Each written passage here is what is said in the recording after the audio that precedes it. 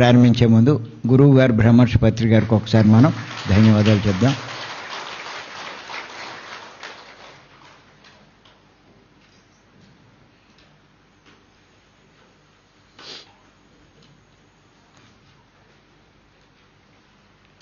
ఇప్పుడు క్లాస్కి వచ్చిన వాళ్ళలో చాలామంది కొత్త వాళ్ళు కూడా ఉన్నారు.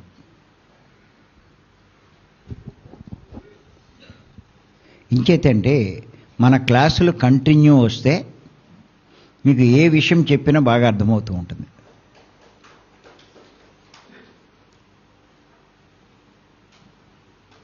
ఇందులో ఏంటంటే సగం మంది పాత వాళ్ళు ఉన్నారు, సగం మంది కొత్త వాళ్ళు ఉన్నారు. పాత వాళ్ళకి ఎటువంటి సబ్జెక్ట్ చెప్పినా బాగా అర్థం చేసుకుంటారు. అసలు ఇందులో క్లాసులు చెప్పగలిగిన వాళ్ళే నా లెక్క ఓ 25-30 మంది దాకా ఉన్నారు. ఇంకా ఏదో కొత్త విషయాలు నేను చెప్తానని ఆసక్తితో వచ్చారు వాళ్ళు.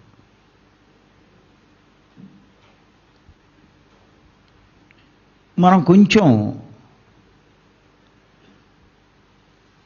ఆ స్థాయిలో చెప్తూ ఉంటే పాత వాళ్ళకి కొన్ని విషయాలు అర్థం కావు. ఏది ఏమైనా ఒకటే గుర్తెట్టుకోండి, ఈ ధ్యానంలోకి వచ్చేవాళ్ళు ఎక్కువ మంది సమస్యలతోటి కష్టాలతోటి వచ్చిన వాళ్ళే ఉన్నారు. చాలా తక్కువ మంది జ్ఞానం కోసం వచ్చేవాళ్ళు ఉంటారు.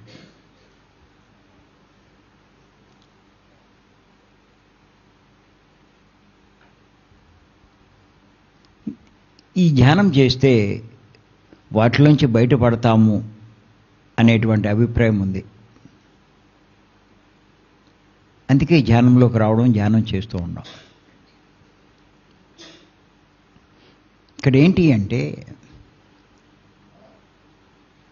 ఊరికే మీరు ఏదో కళ్ళు మూసి కూర్చున్నంత మాత్రాన మీరు అనుకున్నవన్నీ పొందలేరు.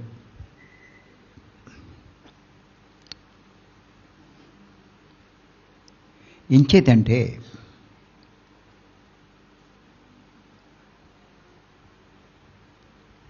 ఒక విషయం తెలుసుకోవాలి మీరు. ఈ సృష్టిలో ఒక సిద్ధాంతం ఉంది. ఏంటంటే అది కార్యకారణ సిద్ధాంతం. రాసుకొని చెప్తాను.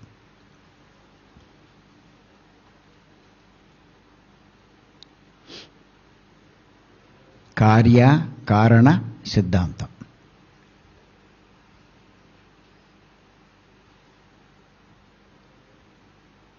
అంటే జరిగే ప్రతి కార్యానికి ఒక కారణం ఉంటుంది.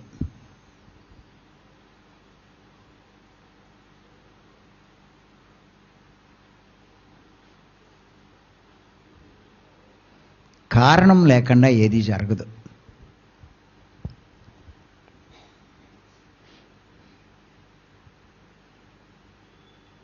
మీకు రోగం వచ్చింది, దానికి కారణం ఉంటుంది, ఊరికే రాదు. ఓ యాక్సిడెంట్ అయింది, దానికి కారణం ఉంటుంది, ఊరికే అవ్వదు.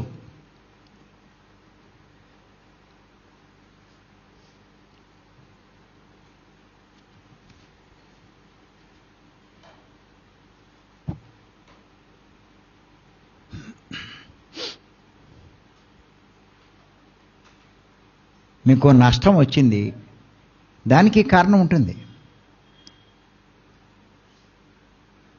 ఓ లాభం వచ్చింది, దానికి కారణం ఉంటుంది.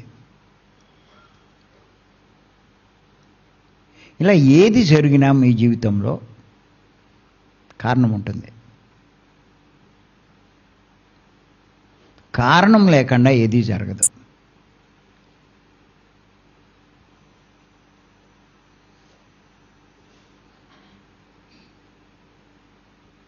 సహజంగా మీకేంటంటే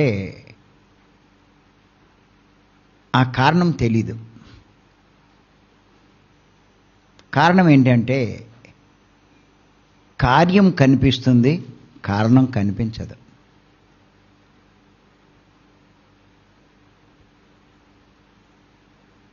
కార్యం కనిపిస్తుంది, అంటే జరిగింది కనిపిస్తుందా కనిపించదా? యాక్సిడెంట్ అయింది, అది కనపట్లేదా? కానీ అది ఎందుకు అయ్యింది, దానికి ఒక కారణం ఉంటుంది. అది కనిపిస్తుందా? కనిపించదు.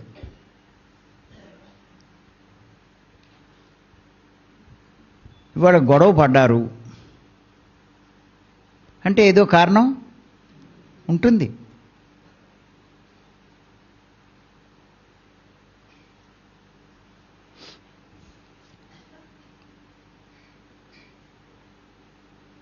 మీ జీవితంలో సమస్య ఉత్పన్నమైంది, దానికి కూడా కారణం ఉంటుంది.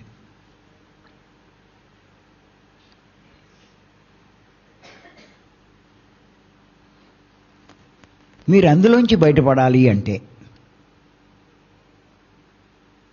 కారణం తెలుసుకోగలగాలి, అప్పుడు బయటపడతారు. బయటపడ్డమే కాదు,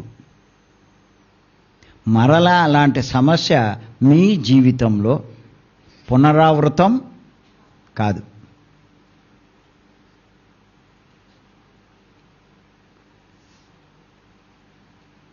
మీరు కారణం తెలుసుకోగలిగితే సమస్యకి,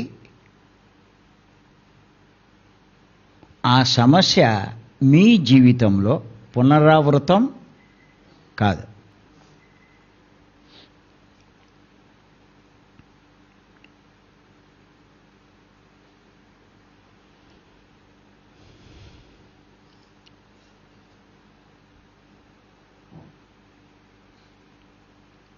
అంచేత సమాజంలో ఏం జరుగుతుందంటే, ఆ కారణం తెలియకపోవడం వల్ల, అందులోంచి ఎలా బయటపడాలో తెలియక, ఎవరిని పట్టుకోవాలో తెలియక, ఎక్కడికి వెళ్ళాలో తెలియక ఏం చేస్తారు? ఏ దిక్కు లేనివాడికి ఓహో ఇది తెలుసు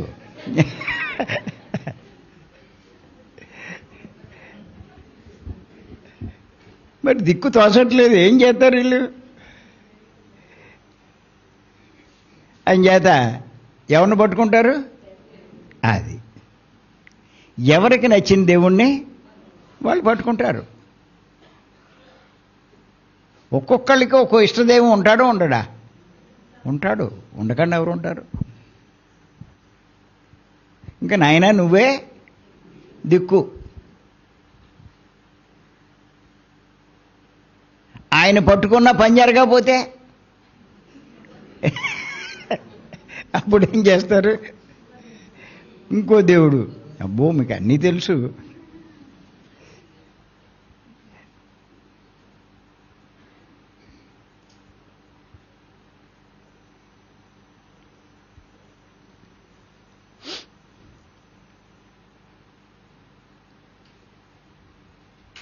లేకపోతే ఏదో పండితులనో, లేకపోతే బాబాలనో, గురువులనో ఎవరో ఒకరిని ఆశ్రయిస్తారు. ఎప్పుడైతే ఈ జనం ఎక్కువ ఉంటారో వీళ్ళని క్యాష్ చేసుకునే గురువులు కూడా ఉంటారు. ఉండరా? బోళ్ళు మంది ఉంటారు. వాళ్ళు ఏమంటాం? దొంగ బాబాలు అంటాం. మీరు యూట్యూబ్లో పెట్టండి దొంగ బాబా, ఎంతమంది వస్తారో. రకరకాల బాబాలు.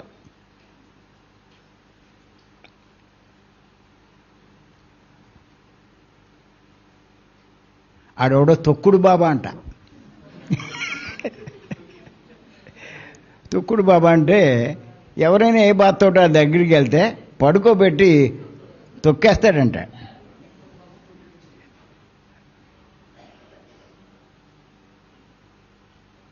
నాకు ఆశ్చర్యం వేసింది, అంతమంది అలా పడుకుని తొక్కించుకుంటున్నారు అంటే వాళ్ళ నమ్మకం అది. ఆయన తొక్కేస్తే అందులోంచి బయటపడిపోతాం. అలాగే ఎవడో ఏదో జబ్బుతో పడుకున్నాడంట, అలాగే ఆడు తొక్కాక మళ్ళీ లేగలేదంట.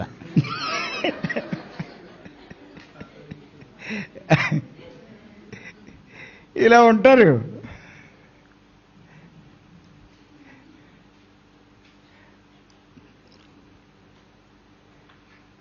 ఇంకోడెవడో కొట్టుడు బాబా. వచ్చిన వాళ్ళ లెంప మీద కొడుతూ ఉంటాడంట. క్యూ కట్టారు, ఆడలా కొట్టడానికి 1000 రూపాయలంట. అక్కడ 1000 రూపాయలు కట్టి వచ్చి కొట్టించుకుంటారు. ఒకటి కొడితేనే ఇంతలా లాభం ఉంటే 2 సార్లు కొట్టించుకుంటే ఇంకెంత వస్తుందని చెప్పి ఇంకో 1000 కట్టి మళ్ళా వస్తాడంట. ఇలాగున్నారు. తన్నుడు బాబా ఒకడు, ఇంకోడు ముద్దుల బాబా ఉన్నాడు.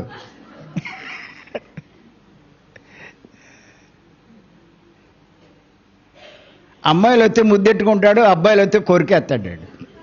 వాడు ముద్దుల బాబా అంట. మీరు యూట్యూబ్లో చూడండి ఇవన్నీ.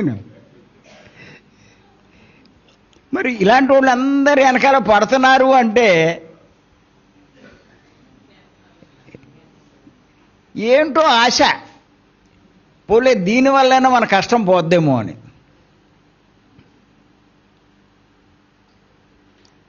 కష్టం పోతుందో లేదో తెలియదు కానీ ఉన్నాయన్నీ పోతాయి.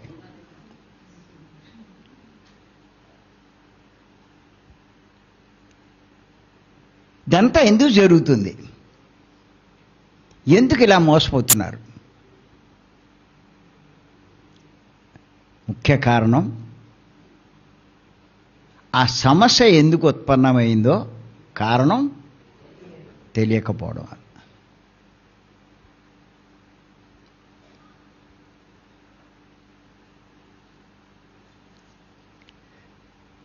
ఇప్పుడు మీరు అడగచ్చు, మరి మాకు ఎలా తెలుస్తుందండి?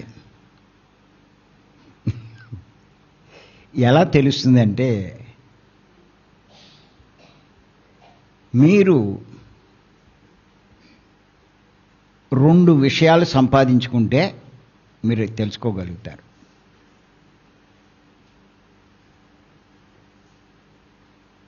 చెప్పంటారా ఏంటో? ఒకటి బుద్ధి, 2 జ్ఞానం.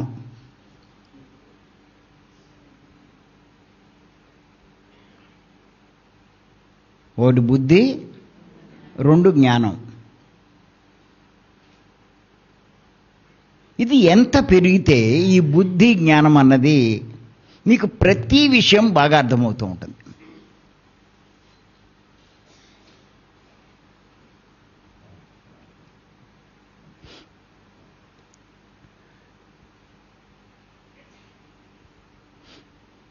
అందుకే నేను అందరికీ మొట్టమొదటి ఏం సలహా ఇస్తానంటే, బుద్ధి సంపాదించుకోండి, బుద్ధి వికసింప చేసుకోండి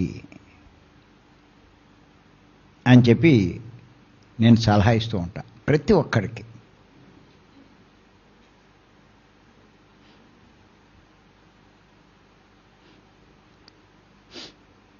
మరి ఈ బుద్ధి ఎలా వస్తుంది? 2 పనులు చేస్తే వస్తుంది. ఏమిటంటే 2 పనులు? ఒకటి తీవ్ర ధ్యాన సాధన,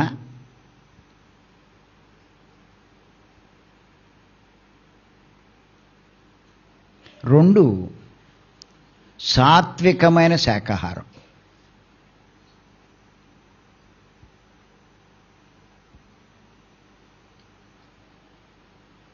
సాత్వికమైన శాకాహారం అంటే సాత్వికమైన శాకాహారం తీసుకుంటూ తీవ్ర ధ్యాన సాధన మీరు కొన్ని నెలల పాటు చేయిస్తే మీ బుద్ధి వికసిస్తుంది.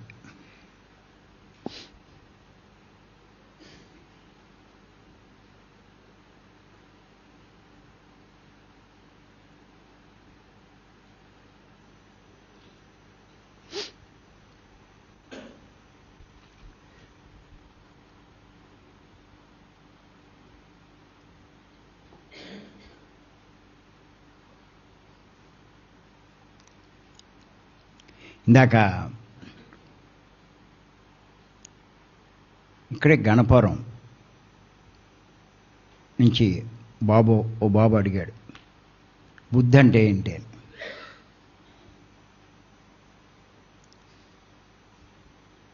అసలు బుద్ధి అంటే ఏంటో తెలియకపోతే బుద్ధి వికసించుతుంది అంటే అదే మతం అవుతుంది.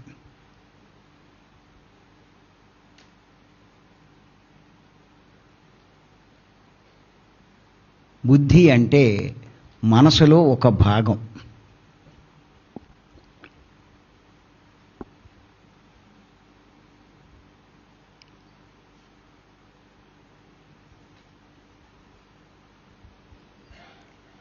శరీరంలో కొన్ని భాగాలు ఉన్నాయి. ఏమంటున్నాం వాటిని? జ్ఞానేంద్రియాలు, కర్మేంద్రియాలు అంటున్నాం కదా. అలాగే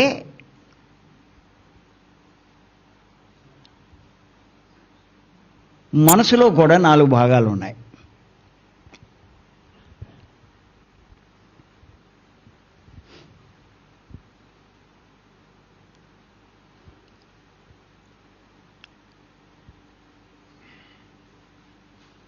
ఈ జ్ఞానేంద్రియాల్లో ఒక్కోటి ఒక్కో రకం పనిచేస్తుంది. కళ్ళు చూస్తాయి, చెవులు వింటాయి, ముక్కు వాసన చూస్తుంది, నాలుక రుచి చూస్తుంది, చర్మము స్పర్శ. ఇలా ఒక్కోటి ఒక్కో పని చేస్తుందా లేదా? అలాగే మనసులో ఉన్న 4 భాగాలు 4 రకాల పనులు చేస్తాయి. ఆ 4 భాగాలు ఏమిటంటే, ఒకటి మనసు, 2 బుద్ధి, 3 చిత్తము, 4 అహంకారం.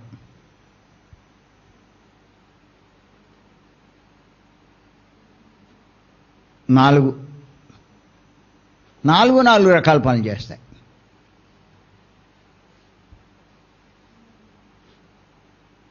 మనసు ఏం చేస్తూ ఉంటుంది? సంకల్ప వికల్పాలు చేస్తూ ఉంటుంది. ఈ 4 భాగాల్లో ఒక భాగం మనసు. ఈ మనసు పని ఏంటంటే సంకల్ప వికల్పాలు.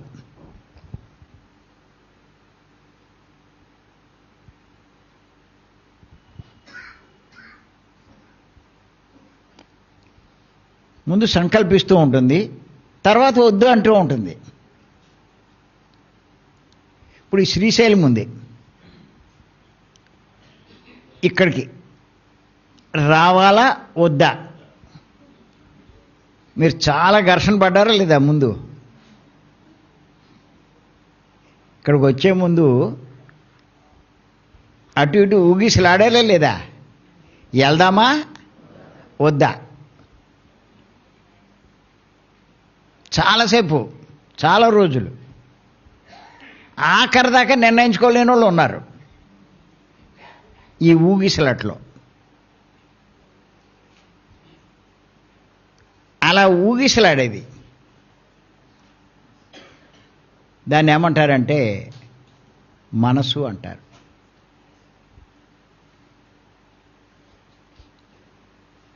చేద్దామా వద్దా?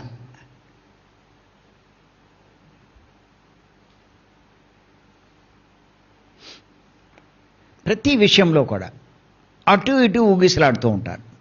ఏదైనా సరే ఎన్నో ఉన్నాయి.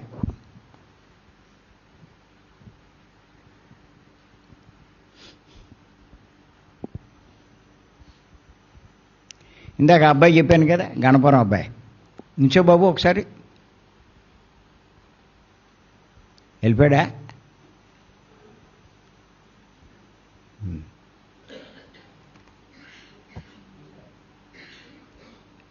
రాజ్యలక్ష్మి కొడుకయ్యా, నువ్వు కాదు. బీటెక్ చదువుతున్నాడంట, వెళ్ళిపోయాడు.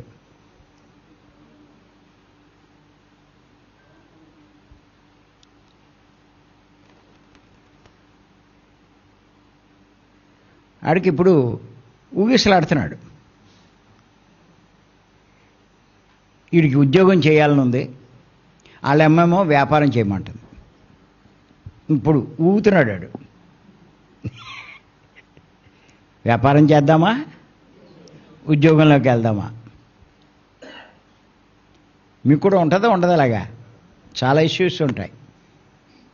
అలా ఊగిసలాడేది మనసు. కానీ ఫైనల్గా ఒక నిర్ణయానికి వస్తారు మీరు, ఓ డెసిషన్కి. ఇక్కడికి వచ్చిన వాళ్ళంతా ఏం నిర్ణయించారు? ఇక్కడికి వద్దామని నిర్ణయించారు. ఊగిసలాడి రానోళ్ళు చాలామంది ఉన్నారు. ఇప్పుడు ఉన్న దాంట్లో 3 రెట్లు ఉంటారు నా లెక్క. అవునా?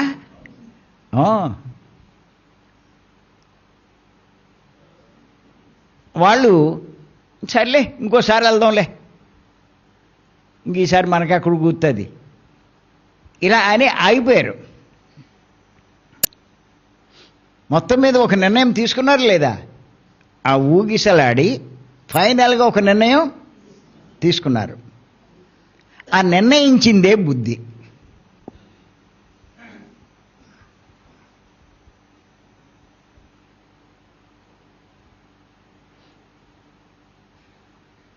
అలా నిర్ణయించేదే బుద్ధి.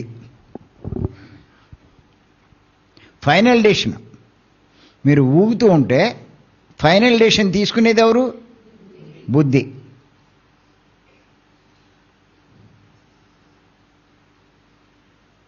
గుర్తుంచుకోండి, బుద్ధి యొక్క నిర్ణయాన్ని బట్టే మీ భవిష్యత్తు ఆధారపడింది.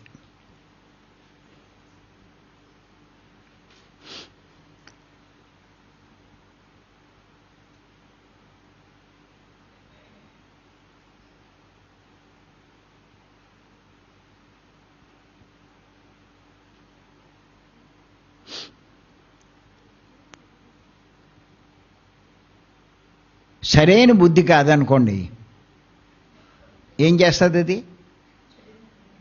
రాంగ్ డెసిషన్ తీసుకుంటుంది. బుద్ధి సరైనది అనుకోండి, ఏం చేస్తుంది? రైట్ డెసిషన్ తీసుకుంటుంది, సరైన నిర్ణయం తీసుకుంటుంది. తప్పుడు నిర్ణయం తీసుకుంటే అది మీకు నష్టం కలుగుతుంది.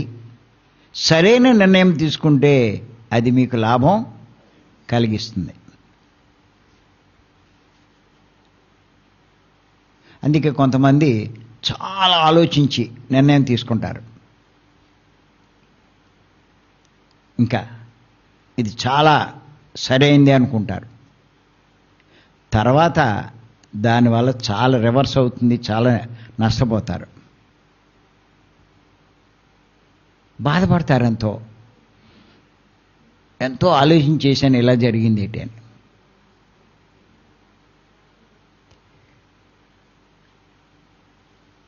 ఆ బాధ ఎందుకు కలిగింది? తప్పు నిర్ణయం తీసుకున్నాను అని. చాలామంది అమ్మాయి పెళ్లి చేసేటప్పుడు ఆలోచిస్తారా, ఆలోచించరా? ఆలోచిస్తారు. మొత్తం మీద అన్ని రకాలుగా బాగుంటుందని ఫైనల్గా నిర్ణయం తీసుకున్నారు. తీరా పెళ్ళయ్యాక చూసేసరికి ఆడో శాడిస్టు, దీన్ని అట్టుకుని ఎప్పుడూ దొబ్బుతున్నాడు. అప్పుడు ఏమనుకుంటారు తల్లిదండ్రులు? ఇప్పుడు నిర్ణయించి పెళ్లి చేసింది ఎవరు? వీళ్ళే. ఇప్పుడు బాధపడేది ఎవరు? ఏమని బాధపడతారు? రాంగ్, తప్పు నిర్ణయం తీసుకున్నాం. మరి తీసుకున్నది ఆలేగా, ఎంతో ఆలోచించారుగా. అంటే అక్కడ పాత్ర ఎవరు పోషించారు? తల్లిదండ్రులు కాదు, వాళ్ళ బుద్ధి. నిర్ణయించింది ఎవరు?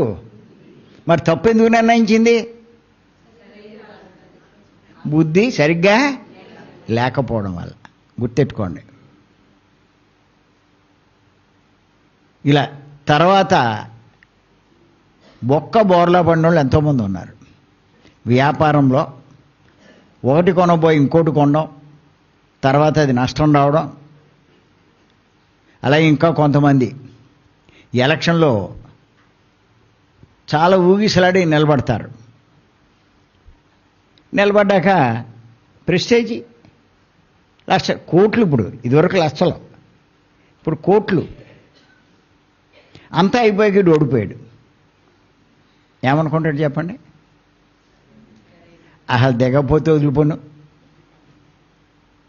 నెగ్గినోడు ఏముంది, ఎలాగ రికవర్ చేసేసుకుంటాడు. పోయినోడు బతికే. ఎందుకు వచ్చింది ఏది అంటే ఆ నిర్ణయించింది బుద్ధి. ఇంత నష్టం ఎందుకు కలిగింది? ఆ బుద్ధి సరైన నిర్ణయం చేయకపోవడం వల్ల.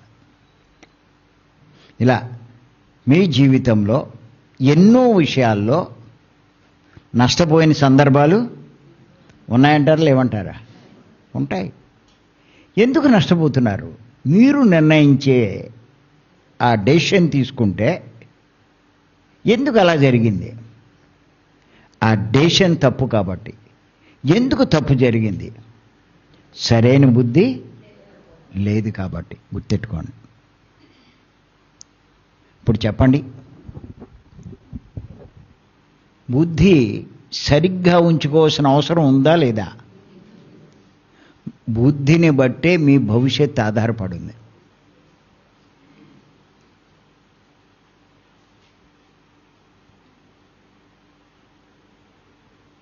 కొంతమంది అప్పులు ఇస్తూ ఉంటారు, బాగా ఆలోచించే ఇస్తారు. ఇచ్చిన తర్వాత ఆడు బోర్డు తిప్పేయడమో ఎదురు తిరగడమో ఏదో జరుగుతుంది. ఇన్ని లక్షలు ఇచ్చాక ఏం చేయలేరు వీళ్ళు. ఎంతో బాధపడతారు, ఇవ్వకుండా ఉండవలసింది, ఎందుకు ఇచ్చామని. ఇలా ఎన్నో జరుగుతున్నాయి జీవితంలో.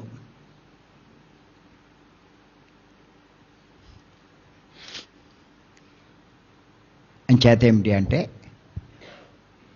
ఎవరి జీవితంలో అయినా సరే బుద్ధిది ప్రముఖ పాత్ర. గుర్తెట్టుకోండి.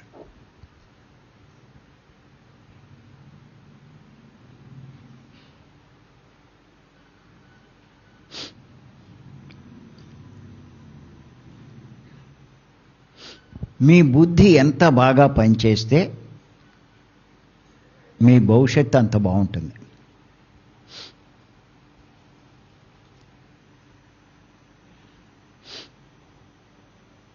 మీ బుద్ధి సరిగ్గా పనిచేయకపోతే అంతా నష్టమే, అన్నీ బాధలే.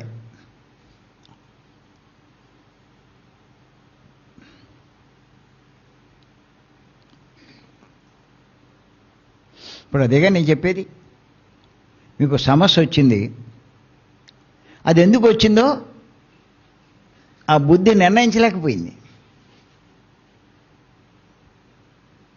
ఏం చేస్తుంది? ఏం చేయలేక, ఏం చేయాలో తెలియక ఎవడు పడితే ఆడి కాళ్ళ మీద పడిపోతే ఆడేం చేస్తాడు? వీళ్ళని శుభ్రంగా దోచుకుంటాడు. తర్వాత బాధపడతారు.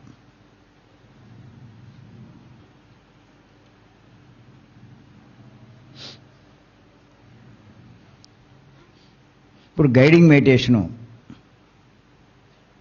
మనకి ఉపయోగం లేదు, అది ధ్యానము కాదు, దానివల్ల నష్టమే కానీ మీ జీవితం కోల్పోవడం తప్ప ఏం ఉపయోగం లేదు అని మనం చెప్తున్నాం.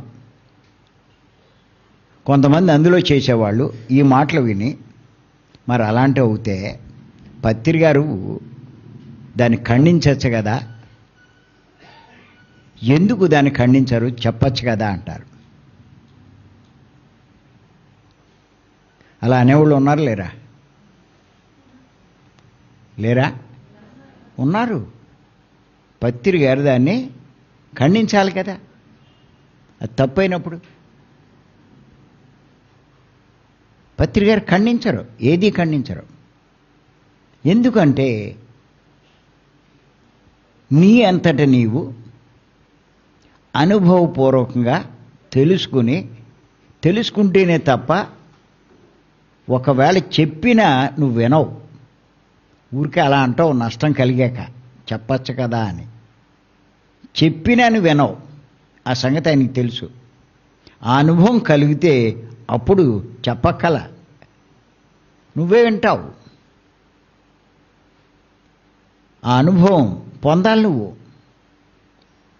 అందుకు చెప్పరు.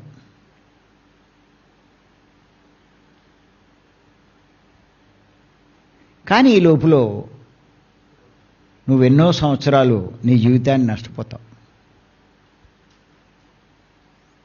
ఇప్పుడు నేను ఎంతోమందికి చెప్తున్నా, అందరూ పాటించేస్తున్నారా? 2 సంవత్సరాలని చెప్పుకొస్తున్నా. ఎక్కడికి వెళ్ళినా, ఎందులో చెప్పినా, ఆ వీడియోలో చూస్తే గైడింగ్ అన్నది అది ధ్యానం కాదు. ఊరికే గైడింగ్ మెడిటేషన్ అని అంటున్నారు కానీ అది ధ్యానం కాదు. అక్కడ మనసు పనిచేస్తుంది కాబట్టి అది జపము. ఊరికే జపానికి ధ్యానం అనే పేరు పెట్టి వాళ్ళు దాన్ని ప్రోపగండా చేస్తున్నారు. ఆ ధ్యానం అనే దాంట్లోనే ఆ అట్రాక్షన్లో పడిపోతున్నారు. గైడింగ్ జపము అంటే ఎవడైనా వెళ్తాడా దానికి? అంచేత ఏం చేశారు వాళ్ళు? ఆ జపం తీసేసి ధ్యానం అని పెట్టారు. వీళ్ళకి ఇది పని చేయదు. ఎవరికి? అందులో ఉన్న వాళ్ళకే, దాంట్లో పాల్గొనే వాళ్ళకే ఇది పని చేయదు. ఇదంటే బుద్ధి. ఎంతసేపు పత్రికారు చెప్పచ్చు అంటారు. పోలే, నేను చెప్తున్నానుగా, ఎన్ని వీడియోలు ఉన్నాయి. వాళ్ళు అసలు మన వీడియోలు చూడరు. మన గైడింగ్ మెడిటేషన్ నేను విమర్శిస్తున్నాడు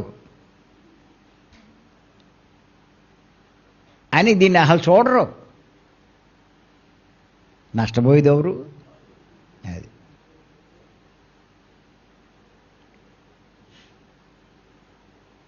ఏదో కొద్ది మంది అనుసరిస్తున్నారు. వాళ్ళు అదృష్టవంతులు.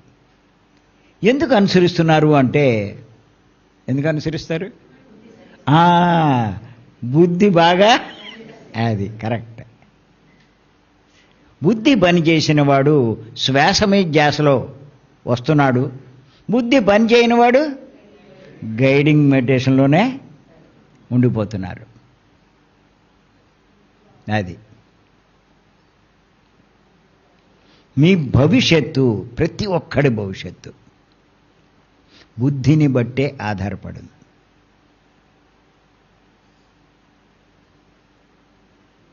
బుద్ధి మీద నేను చాలా ఎపిసోడ్లు చెప్పాను.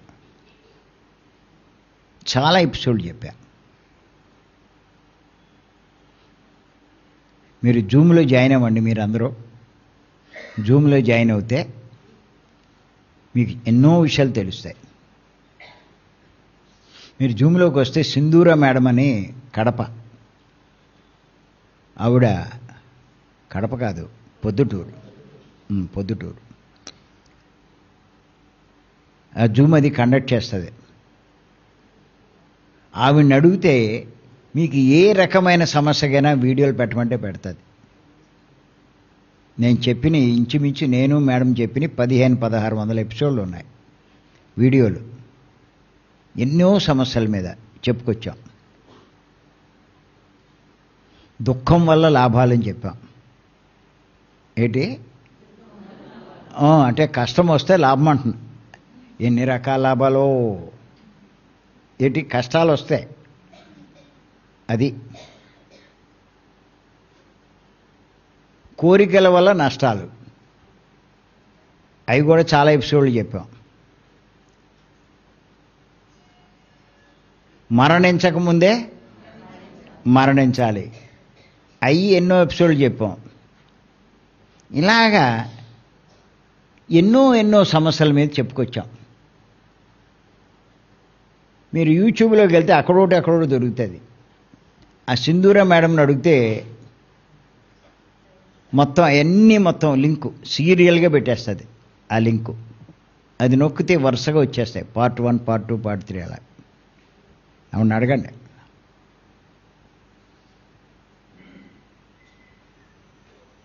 ఆ సింధూర రవిశంకర్ రెడ్డి అని చెప్పి ఉన్నాడు అక్కడ. ఏడి ఇలా రా.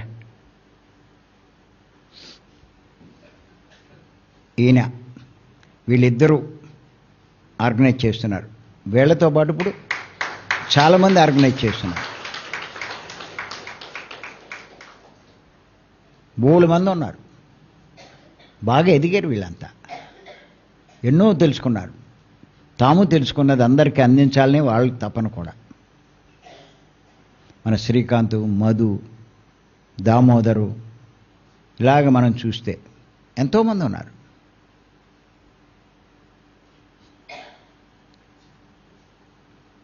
మీరు కూడా ఎదగాలి వాళ్ళలాగా.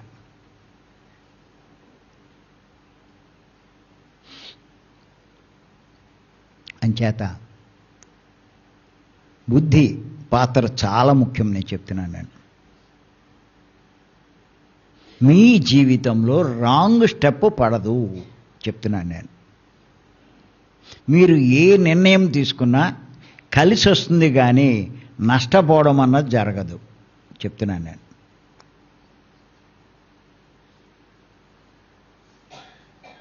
బుద్ధి సరిగ్గా లేకపోతే ప్రెస్టేజీలు పోతారు. మీరు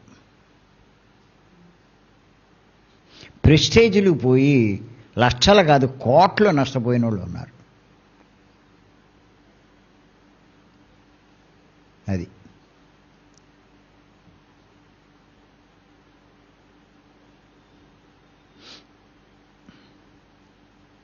అంచేత 2 పనులు చేయండి. ఫస్ట్, ఈ జీవితంలో బుద్ధి ఒకటి వికసింపజేసుకోండి. చాలు, మీరు సక్సెస్ అయినట్టే. మిగతా అన్నీ ఆ బుద్ధే నడిపిస్తుంది మిమ్మల్ని. తర్వాత మీరేం చేయక్కల. మీరు కష్టపడి చేయవలసిన పని ఏంటంటే ఫస్ట్ మీ బుద్ధిని వికసింప చేసుకోవడం.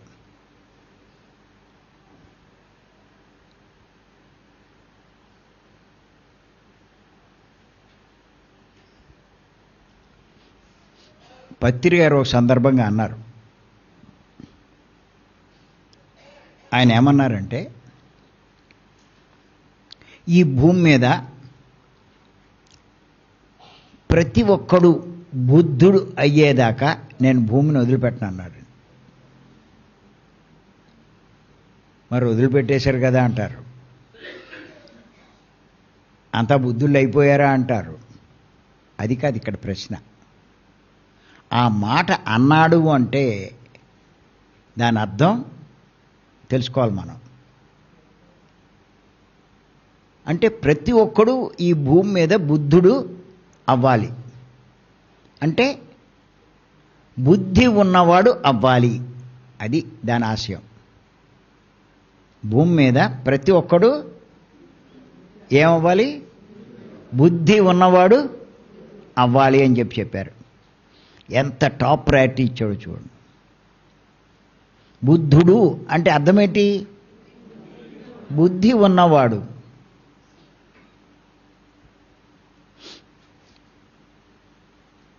అంతకుముందు ఆయన ఏమనేవారు? గౌతముడు అనేవారు. ఆయన ఎప్పుడైతే బుద్ధి బాగా వికసించిందో అప్పుడు ఏమంటున్నారు? ఆయన్ని బుద్ధుడు అంటున్నారు. అంచేత మన బుద్ధి కూడా అంతా వికసింప చేసుకోవాలి.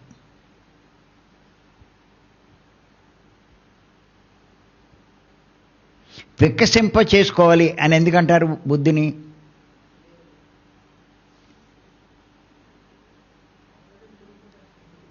ఎందుకంటారంటే గుర్తెట్టుకోండి, వికసించిన పుష్పం అంటారు. వికసించిన పుష్పాన్నే కదా వికసించింది అంటారు. వికసించకపోతే దాన్ని ఏమంటారు? మొగ్గ అంటారు. మొగ్గకి పుష్పానికి తేడా చూసుకోండి ఒక్కసారి. మొగ్గకి పుష్పానికి తేడా. మొగ్గ అందం ఉంటుందా? ఉండదు. వాసన ఉంటుందా?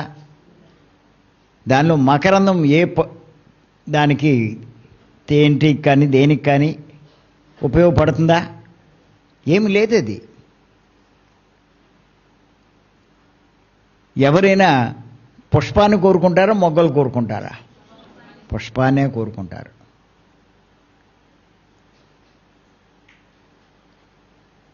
అలాగే బుద్ధి వికసిస్తే వాడు ఎంతోమంది ప్రశంసలు పొందుతాడు. వికసించిన పుష్పం ఎంతోమందికి ఎలా ఆహ్లాదాన్ని కలిగిస్తుందో, బుద్ధి వికసించిన వాడు ఎంతోమందికి లాభాలు చేకూరుస్తాడు. ఆ పుష్పం అంటే అందరూ ఎలా ఇష్టపడతారో, బుద్ధి వికసించిన వాడిని అందరూ అలా ఇష్టపడతారు.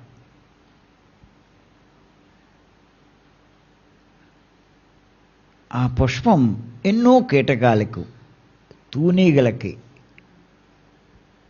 ఇలా బటర్ఫ్లైస్ ఎన్నోటికి ఎంత ఉపయోగపడుతుంది. అలా బుద్ధి ఉన్నవాడు సమాజానికి ఎంతో మేలు చేస్తాడు.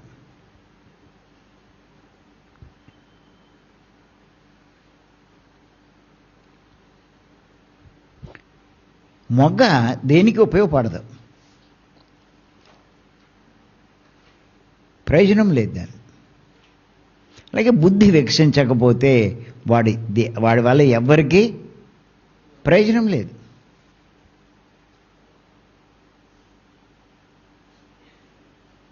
అందుకనే బుద్ధి వికసింప చేసుకోవాలి అంటారు. వికసించిన బుద్ధి, వికసించని బుద్ధి. మన బుద్ధి వికసించిన బుద్ధిలా ఉండాలి.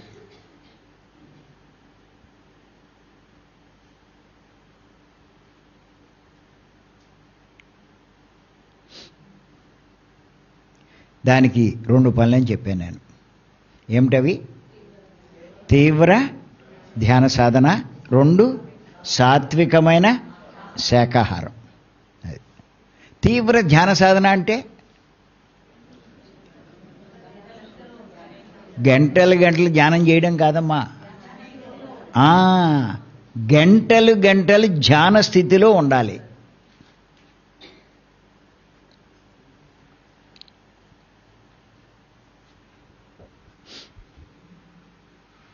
ధ్యానం చేయడం వేరు, ధ్యాన స్థితిలో ఉండడం వేరు.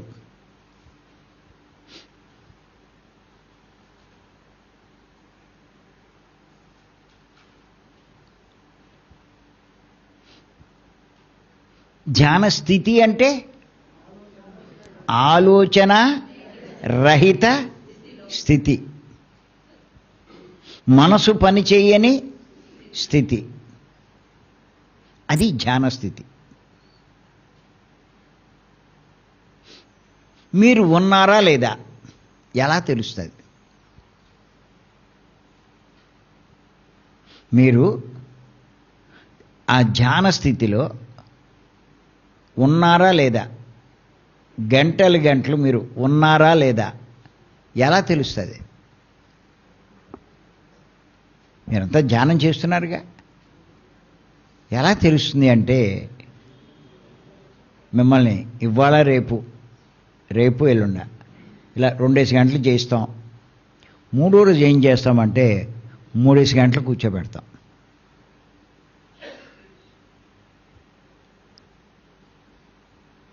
నాకు కొంచెం డౌట్గా ఉంది. 3వ రోజు కొంతమంది ఖాళీ చేసి వెళ్ళిపోతారేమో.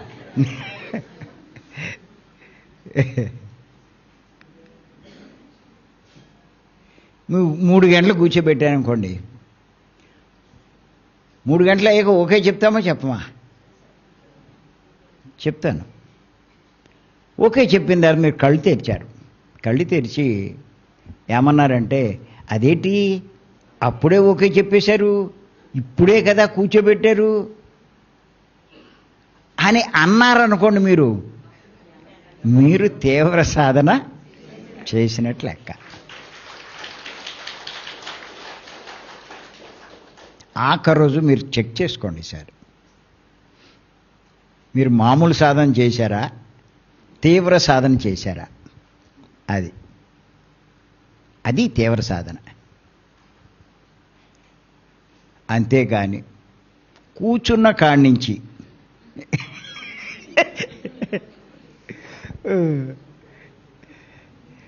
కొంతమందికి అనిపిస్తూ ఉంటుంది, ఏంట్రా బాబు 2 గంటలు కూర్చోబెట్టేసేది అని కష్టపడి కళ్ళు మూసుకుంటాడు. కళ్ళు మూసుకున్న కాడి నుంచి ఆడికి ఏమనిపిస్తుంది అంటే ఓ 10 నిమిషాలు కూర్చుంటాడు. ఖచ్చితంగా ఆడికి ఒక గంట గంటన్నర 2 గంటలు అయిపోయినట్టు అనిపిస్తుంది. ఎంతసేపు కూర్చుంటే 10 నిమిషాలు కూర్చుంటే 2 గంటలు కూర్చున్నట్టు అనిపిస్తుంది. అనిపించి 2 గంటలు అయిపోయి ఉంటుంది ఈ పాటికి. ఏంటి నువ్వు ఓకే చెప్పడు, ఈయన జ్ఞానంలో ఏమైనా లీనమైపోయాడా, ఈయన లీనమైపోతే మన బతికేటి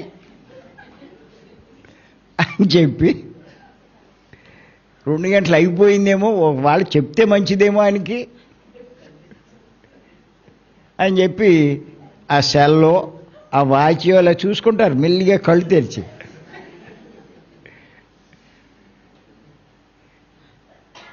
అలాంటి వాళ్ళు ఉన్నారంటారా లేరంటారా? ఉంటారు.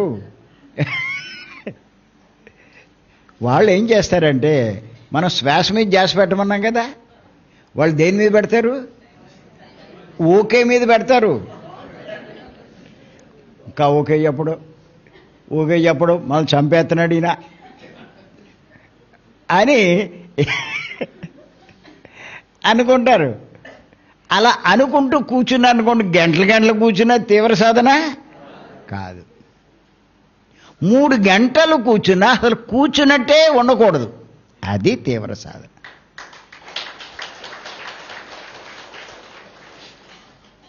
నా లెక్క అవుతే 3వ రోజు మీరు అలా తయారవుతారు. అక్కడ రేపేళ్ళుండిలోనే చాలామంది మీలో ఆ స్థితిలో కూర్చుంటారు. మొత్తం 70% ఆ రకంగా తయారైపోతారు. అదే ఇక్కడ ఆ ట్రైనింగ్, ఇక్కడ మీకు ఇవ్వబడే ట్రైనింగ్. అంత సాధన చేస్తేనే మీ బుద్ధి వికసిస్తుంది. ఇంకక్కడి నుంచి జీవితంలో అన్ని లాభాలే.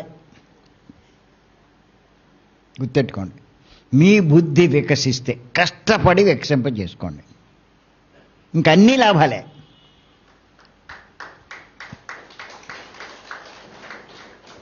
నేను అందుకే భీమవరం 6 మాసాలు కంటిన్యూ రండి అంట.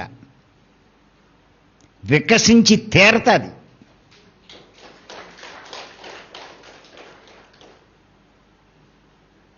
క్వశ్చన్ లేదు.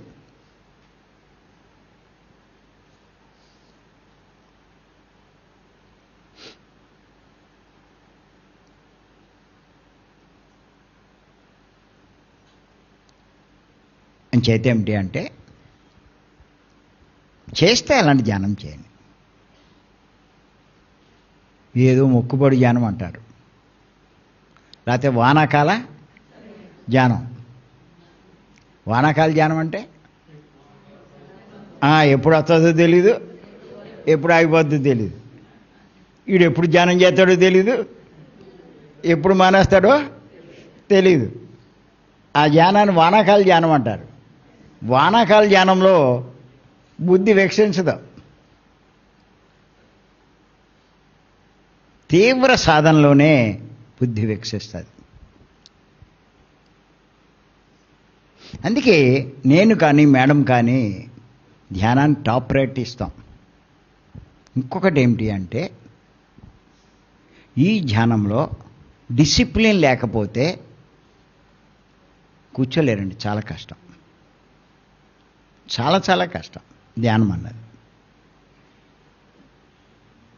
మీరు శబ్దాలు చేసిన,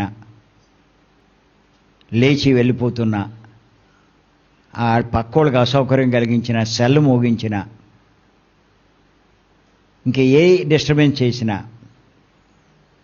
అంత అలా కూర్చోలేరు. కారణం ఏంటి అంటే గుర్తెట్టుకోండి, ఎప్పుడు మీరు బాగా కూర్చోగలరు, ట్రైనింగ్ అవ్వగలరు అంటే మీరు కళ్ళు మూసుకున్నప్పుడు సహజంగా ఆలోచనలు వస్తాయి. మనం సైలెన్స్లోనే కూర్చుంటున్నాం కదా, ఏ శబ్దాలు ఏమీ లేవు, ఏమీ లేకుండా సైలెన్స్లోనే కూర్చుంటున్నాం. సైలెంట్గా మనం కూర్చున్నప్పుడు సహజంగా ఆలోచనలు వస్తాయి. కట్ చేస్తున్నాం. ఎందుకు కట్ చేస్తున్నామంటే వచ్చిన ఆలోచనని మీరు కట్ చేస్తే, కట్ చేయడం అంటే మళ్ళించడం, ఆ ఆలోచనలోంచి మనసు ఏం చేస్తున్నాం? మళ్ళిస్తున్నాం. దేని మీదకి? శ్వాస మీదకు. అది అలా వెళ్తున్న దాన్ని ఆవు చాలే అని చెప్పి మళ్ళిస్తున్నాం. ఎప్పుడైతే అలా కట్ చేశారో దాని శక్తి కొంత తగ్గిపోతుందండి. ఆ ఆలోచన యొక్క శక్తి తగ్గిపోతుంది. కొంచెం పెద్ద ఆలోచన అనుకోండి, పెద్ద సంఘటన అయితే పెద్ద ఆలోచన మళ్ళా వస్తుంది అదే. అప్పుడు మళ్ళీ ఏం చేస్తాం? మళ్ళా కట్ చేస్తాం. ఏమవుతుంది అప్పుడు? ఇంకా తగ్గిపోతుంది దాని శక్తి. ఇలా కట్ చేయగా ఏమవుతుంది? అది పూర్తిగా దాని యొక్క ప్రాముఖ్యం తగ్గిపోతుంది. ఇంకా అది మిమ్మల్ని ఇబ్బంది పెట్టదు. చూసుకోండి, కావాలంటే మీరు రియల్ లైఫ్లో ఈ శ్వాస మీద ధ్యాస పెట్టి మీరు చూడండి, కావాలంటే ట్రైల్ చేయండి. మన జీవితంలో రకరకాల సంఘటనలు జరుగుతాయి. చిన్న సంఘటనలు ఉంటాయి, మనకి బాధ దుఃఖం కలిగించేవి. పెద్ద సంఘటనలు ఉంటాయి, ఉండవండి? అన్నీ ఉంటాయి. చిన్న సంఘటన అనుకోండి, కొన్నిసార్లు కట్ చేస్తేనే దాని ప్రభావం పోతుంది. పెద్ద సంఘటన అనుకోండి, కొన్ని రోజులు కట్ చేయవలసి వస్తుంది.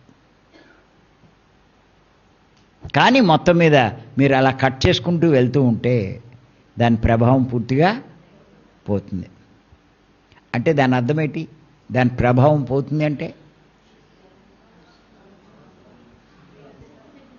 అమ్మా అది మిమ్మల్ని ఇబ్బంది పెట్టదు. లేకపోతే అనవసరంగా అవసరం లేని సందర్భంలో అది మనకు గుర్తొచ్చి మనల్ని ఏడిపిస్తూ ఉంటుంది. కొన్ని ఆలోచనలు మీకు అలా ఇబ్బంది పెడతాయి లేదా? పెడతాయి. సందర్భంగా టైంలో అవి గుర్తొచ్చి మనల్ని చాలా బాధ పెడతాయి. అలా రావు, మిమ్మల్ని ఇబ్బంది పెట్టవు. ఎందుకు? దాని ప్రభావం లేకుండా చేసాం. ఇంకోటి వస్తుంది, అది రాదు. ఇది చాలామందికి అర్థం కాదు.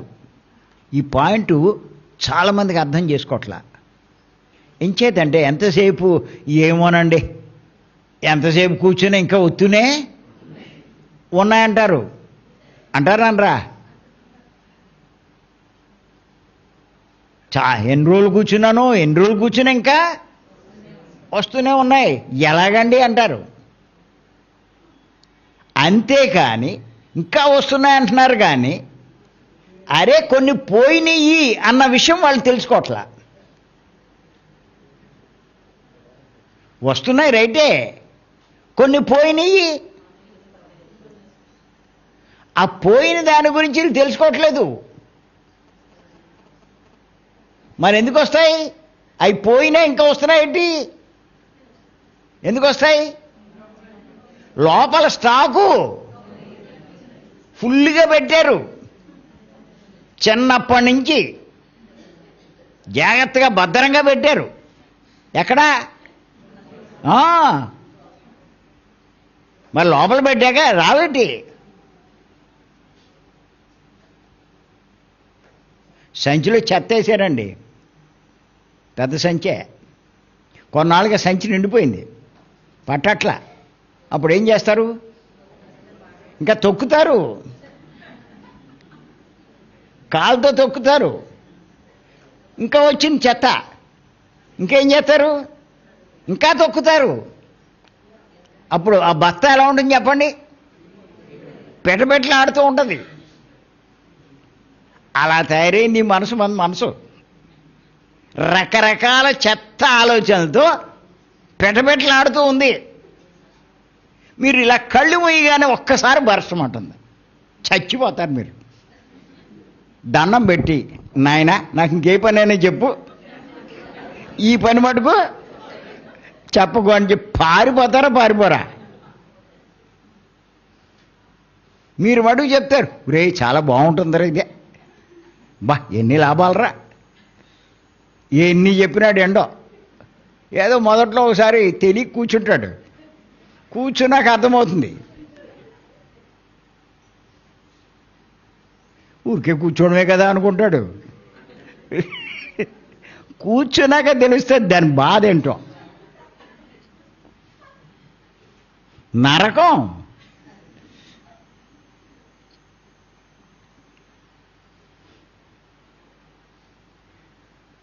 కానీ నరకమైనా సరే కొద్దిగా కష్టపడి దీన్ని ఖాళీ చేయండి, అప్పుడు మీకు స్వర్గం కనపడుతుంది.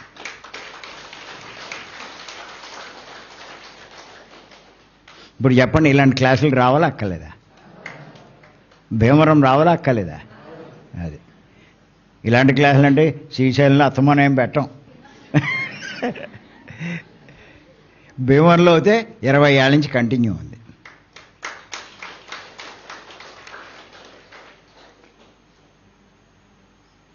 భీమవరం రావడం అంటే అర్థం ఏంటంటే దీన్ని ఖాళీ చేసుకుని వెళ్దాం. దేన్ని? మనసులో ఉన్న చెత్తనే. హాయిగా ఉంటుంది, ప్రశాంతంగా ఉంటుంది. మళ్ళా పేరుకుంటుంది అనుకోండి, అది వేరే సంగతి. మీరు రోజు చేస్తుంటే ఏ రోజు దా రోజు ఖాళీ అయిపోద్ది, ఫ్రెష్గా ఉంటారు ఎప్పటికప్పుడు. అని చేత ఒక్కసారైనా భీమవరం రావాలంటారా అక్కర్లేదంటారా? రావాలి.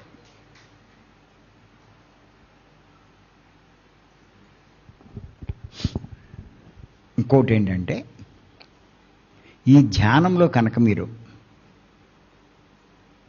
తేలిగ్గా కూర్చోవాలంటే ఏం జరగాలి అంటే, మనం మానవులమే కదండి, మానవులమా కాదా? మానవుడు. మానవుడు అంటే 3 కలిపి మానవుడు. 3 ఏమిటా 3? శరీరము, మనస్సు, ఆత్మ. అంటే పరబ్రహ్మ. పరబ్రహ్మ అంటే అక్కడ ఏమైనా ఆకారం ఉంటుందా? ఉండదు. ఏముంటుంది మరి? ఆయన లక్షణం ఏంటి? పరబ్రహ్మ యొక్క ఒక లక్షణం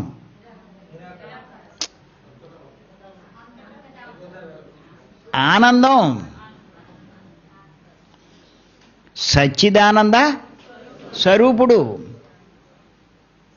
ఆనందమే ఆయన లక్షణం.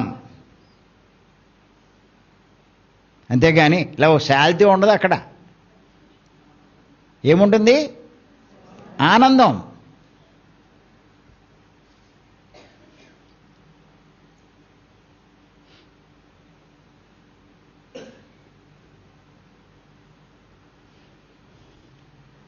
బ్రహ్మానందం. బ్రహ్మ యొక్క ఆనందాన్ని బ్రహ్మానందం అంటాం. వర్ణించలేని, వివరించలేని, తెలపలేని,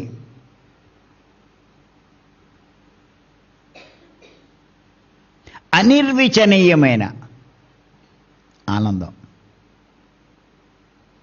నిర్వచించలేం.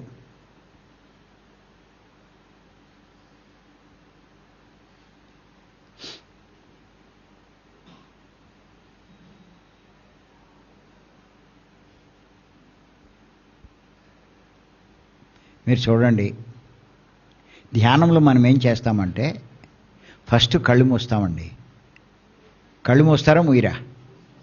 కళ్ళు మూస్తారు. కళ్ళు ముయ్యగానే మీకు దేహస్థితి ఉండదు, దేహంతో చేసే పనులు చేయరు. కళ్ళు మూసాక రాస్తారా? అటు ఇటు తిరుగుతారా? తిరగరే.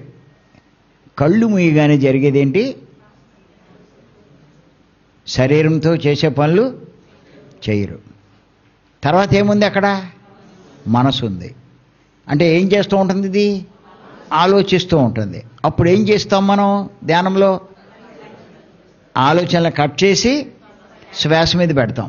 పెడితే ఆలోచనలు తగ్గి తగ్గి తగ్గి ఒక స్థితిలో ఈ ఆలోచనలన్నీ ఏమవుతాయి? ఆగిపోతాయి. ఎప్పుడైతే ఆలోచనలన్నీ ఆగిపోయినాయో అక్కడ మనసుందా? లేదు. ఇంకేముంది?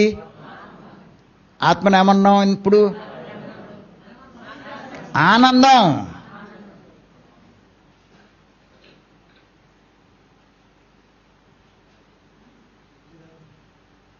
ఎప్పుడైతే ఆలోచనలు ఆగిపోయినాయో, మనసు పని చేయదో, మనసు లేదో, ఇంకుండేది ఏంటి? ఆనందం. అంటే మీరు ఎందులో ఉన్నారు ఇప్పుడు? ఆనందంలో ఉన్నారు.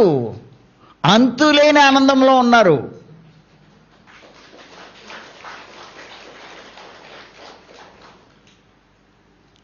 ఆ స్థితిలో మీరు పొందేది ఆనందమే, ఇంకేమీ లేదు. మామూలు ఆనందం కాదు, బ్రహ్మానందం.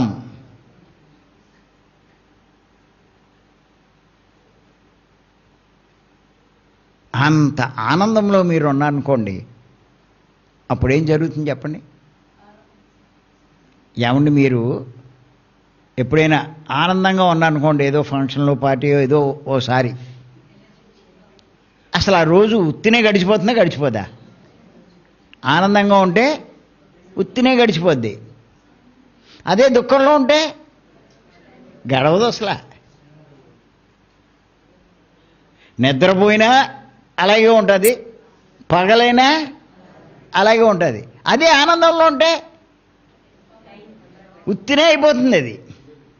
అలాగా ఆ స్థితిలో మీరున్నప్పుడు, ధ్యానంలో ఆ స్థితికి వెళ్ళినప్పుడు, ఆనందంలో ఉన్నప్పుడు మీకేమవుతుంది? ఆనందంలో టైం తెలీదు. గంటలు కూడా మీకు నిమిషాల్లో గడిచిపోతాయి, అయిపోతాయి.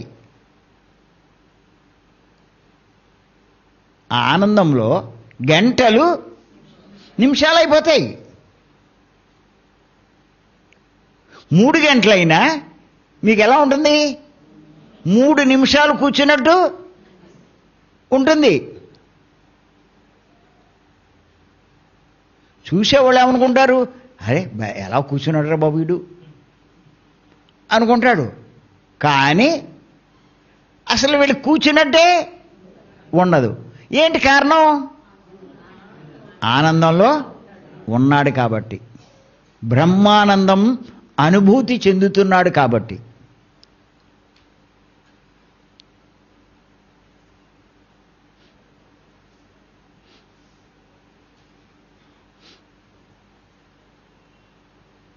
చాలా ఇంపార్టెంట్ పాయింట్ ఇది, గుర్తెట్టుకోండి. నేను అందుకే ఇంత స్ట్రిక్ట్గా ఉంటున్నాను. నేను పోలే కొంతమంది అయినా బాగుపడతారని. నేను తిడితే కొంతమంది బాధపడచ్చు. ఆ బాధపడేవాడు ఒకళ్ళు ఎదురుండో పోతే పోయారు, ఉన్నవాళ్ళైనా బాగుపడతారు. పోలే నేను తిట్లు, నాకు చెడ్డ పేరు వస్తే వచ్చింది. ఎంతమంది బాగుపడితే ఇంకేం కావాలి నాకు? ఆ పుణ్యం.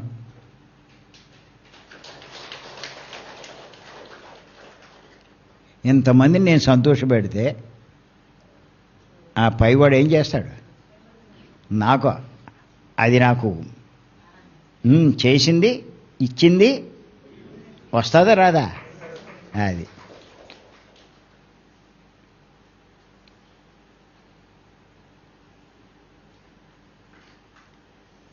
ఈ లోపల ఎవడో సెల్ మోగించాడు, టిక్కు టిక్కు టిక్కు టిక్కు అంటుంది.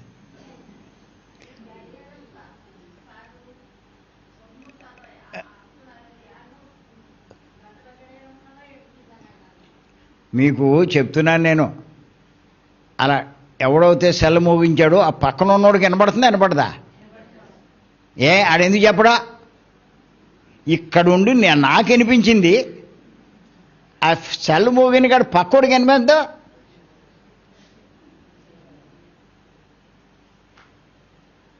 అటు చెప్పాలక్కల ఎవరు అన్నప్పుడు వెంటనే పక్కోడు చెప్పాలక్కలేదా? ఈడి ఫోనేనండి ఇది మోగిందని. వెంటనే ఏం చేస్తామండి? బయటకు పంపిస్తాం. ఇద్దరిని పంపిస్తే ఇంక మళ్ళీ మోగనిస్తారా ఎవడనా? పంపించకపోతే ఊరికే ఊరుకున్నారైనా ఏం తిట్టలేదు, మోగినా పర్లేదు అనుకుంటారు. బయటికి పంపేస్తే ఇంకా చచ్చినా లోపలికి వచ్చేటప్పుడు అన్ని జాగ్రత్తగా చెక్ చేసుకుని వస్తారు. బయటికి పంపాలక్కర్లేదా? ఈసారి చెప్తున్నాను నేను తిట్టడానికేమో నేను ఇక్కడ లైవ్లో ఉండిపోతున్నా, మాట్లాడడానికి వీల్లేదు. ఆడు మటుగా టిక్ టిక్ అవుతున్నా కష్టం, చచ్చిపోతున్నాం. పక్కోళ్ళు మాట్లాడరు. ఎందుకు మాట్లాడరు? ఎందుకు ఆడితో గొడవ మనకి? అది కూడా నా బాధ్యతే. అనిదాసది ఆడు చెప్తే ఆడి ద్వారా దొబ్బులు వస్తాయి. నేను చెప్తే నాకు వచ్చిన ఆడికి పర్లేదు. భలేగా ఉంటారులే. సరే, ఏదో అవుతే ఎప్పుడైతే మీరు అలా డిస్టర్బ్ చేశాడో, ఏమండి ఒక్క సెల మోగితే మీ అందరికీ వినపడుతుందంటారా వినపట్లేదంటారా? అది మీరు ధ్యాన స్థితిలోంచి మామూలు స్థితికి వచ్చేసారా లేదా? అంతకుముందు మనసు లేని స్థితికి వెళ్ళిపోయారు, ఆనందంలో ఉన్నారు. కానీ అది డిస్టర్బ్ చేశాడు. డిస్టర్బ్ చేస్తే అప్పుడు ఏమవుతుంది? మళ్ళా మనసు పచ్చడం అవుతుంది, మళ్ళీ ఆలోచనలు మొదలైపోతాయి. మళ్ళా మన బతికదే కట్ చేయడం, ఇది పట్టుకోవడం, కట్ చేయడం, ఇంతే. చచ్చి చెడు కాసేపటికి మళ్ళీ అయిపోయింది. ఈ లోపల ఇంకోటి అవడం గొరకడతాడు. గొరకలెట్టేవాళ్ళు ఉన్నారు లేరా? అక్కడ ఎవడో మధ్యలో దూరంగా గొరకడితే ఇక్కడ వాళ్ళకి కనపడుతుంది, కనపడదా? మళ్ళా వెళ్ళాడు పాపం, ఓ పావు గంట అరగంట కుస్తీ పట్టి, దేంతో? మనసుతో. చచ్చియ్యాడు, మళ్ళా స్థితికి వెళ్ళాడు. నిమిషాల్లో గడిచిపోతున్నాయి, గంటలు. ఈ లోపల ఎవడో గొరకడతాడు. ఆడి బస్తే ఎలా ఉంటుందంటే హాయిగా పడుకుంటాడు కూర్చుని. వీళ్ళ పరిస్థితి ఎలా ఉంటుందంటే నరకం. ఇలా ఉంటుంది అది. ఇంకోడు కూర్చోలేని ఉంటారుగా కొంతమంది. వాళ్ళు ఏం చేస్తారంటే మధ్యలోంచి లేచిపోతారు. లేచి ఆ మధ్యలోంచి లేచిన వాడు ఏం చేస్తాడు చెప్పండి? ఆ ఎదర వెనకాల ఉన్న వాళ్ళందరినీ గెంటుకుంటూ పోతాడు. ఆ తలకాయ అటు అటు ఊపేసి వాళ్ళందరినీ లెక్కొట్టేస్తాడు. బయటికి వెళ్ళాక చూసి ఇలా డిస్టర్బ్ చేస్తాడండి, వెళ్ళి ఇలా కోపంగా చూసామనుకోండి, ఏం చేస్తాడు చెప్పండి? వాడు ఇలా చూపెడతాడు. ఏం చూపెడతాడు? అది అప్పీల్ లేదు. ఇంకా ఇప్పుడే పోసుకొచ్చావు కదరా, మళ్ళీ ఏంట్రా అంటే ఏం చేయమంటారండి? పోసేయమంటారా లేకపోతే అంటాడు.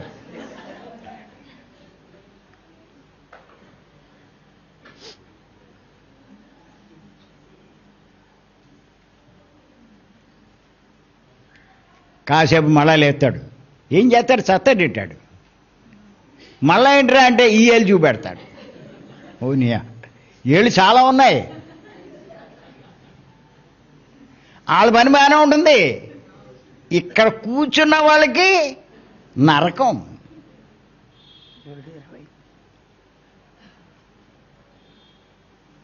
నరకం. ఎంత పాపం అండి ఆడికి. ఎంతమందికి నరకాన్ని చూపిస్తున్నాడు అంటే ఆ పాపమంతా ఆడికి వస్తుందా రాదా?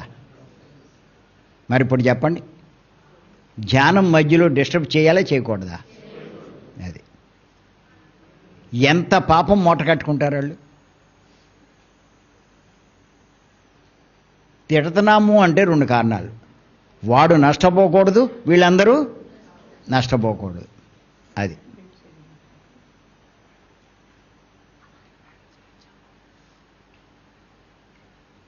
అంచేత గుర్తుపెట్టుకోండి,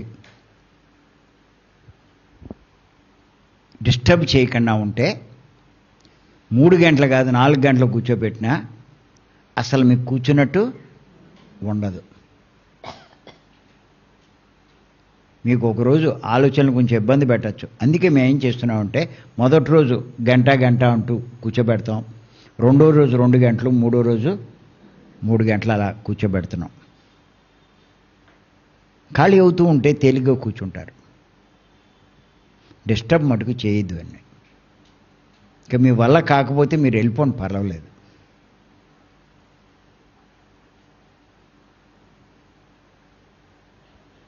వాళ్ళతో పాటు మీరు కూడా ఆనందాన్ని పొందాలి. ఆ రుచి మరిగితే ధ్యానాన్ని వదలరండి మీరు.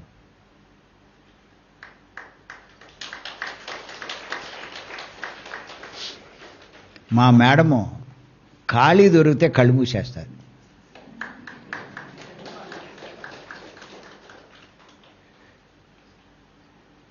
ఇప్పుడు చూడండి వచ్చేసింది. ఆవిడ లేకుండా నేను చేసేస్తున్నానేమో అని.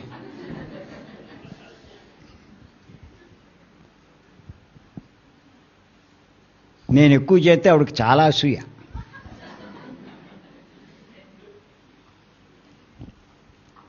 ఇప్పుడేం మాట్లాడదు, మైక్ ఇచ్చాక మాట్లాడదు.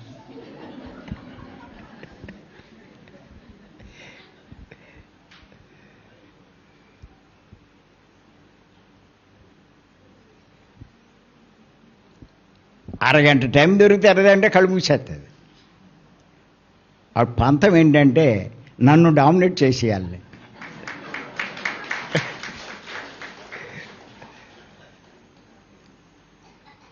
ఎవరు పోటీ కదా ఆవిడికి, నేనే దొరికాను పోటీకి.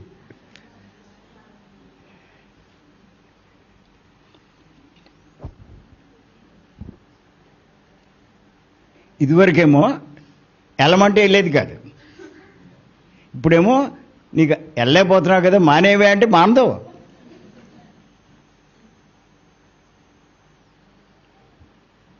సరే జత గుర్తెట్టుకోండి,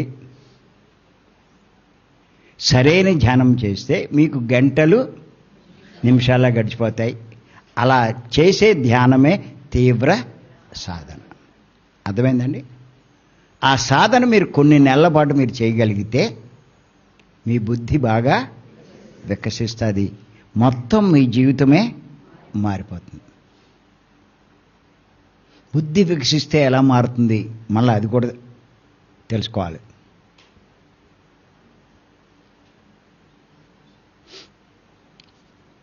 బుద్ధి వికసించిన వాడికి ఇందాక చెప్పిన లక్షణాలే కాకుండా వివేకం కలుగుతుంది.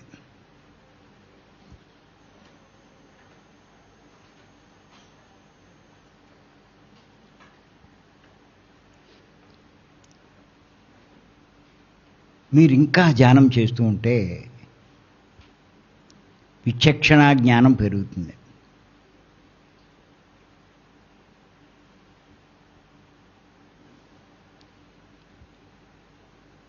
విచక్షణ జ్ఞానం అంటే ఏది తప్పు, ఏది ఒప్పు, ఏది చెయ్యాలి, ఏది చేయకూడదు, ఏది ధర్మమో, ఏది అధర్మం, ఏది నీతి, ఇవన్నీ తెలుస్తాయి. ఏది చెయ్యాలి, ఏది చేయకూడదు తెలుస్తుంది. అది తెలిసినవాడు ఏం చేస్తాడు? చెయ్యకూడనివి చెయ్యడు, చెయ్యవలసినవి చేస్తాడు. అప్పుడేం జరుగుతుంది?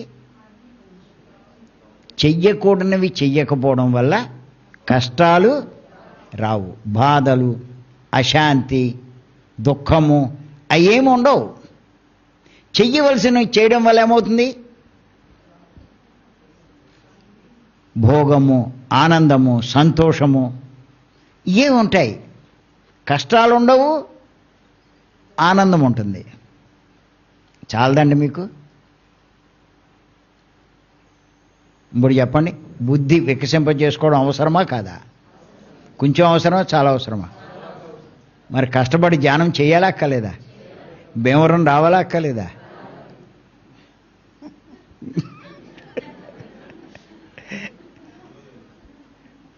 ఏదో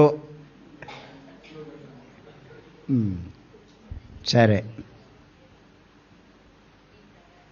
మరి అద్భుతమైన మార్గాన్ని మనకి ఇచ్చిన గురువు గారు బ్రహ్మర్షి పత్రి గారికి ఒకసారి మనం